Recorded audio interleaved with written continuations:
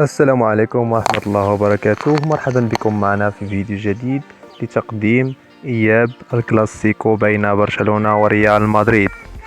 يترقب عشاق كرة القدم في جميع أنحاء العالم خلال كل موسم موعد كلاسيكو ريال مدريد وبرشلونة، والذي بعد المباراة الأهم في الساحر المستدير على صعيد الأندية.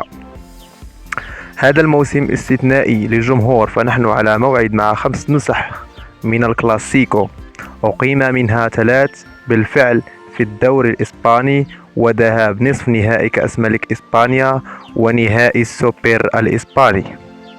جدول مباريات كأس ملك إسبانيا 2023 والقنوات الناقلة إن شاء الله سترونها في هذه الفيديو، ونتعرف على موعد كلاسيكو القادم في إياب كأس ملك إسبانيا 2023، كذلك نتائج مباراة ريال مدريد وبرشلونة في الذهاب.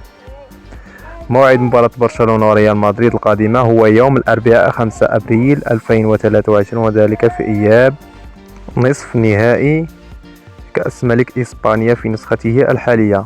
ومن المقرر أن تنطلق صافرة بداية الكلاسيكو الذي يستضيفه ملعب الكامب نو في تمام الساعة 11 مساء بتوقيت مكة المكرمة، 10 مساء بتوقيت القاهرة.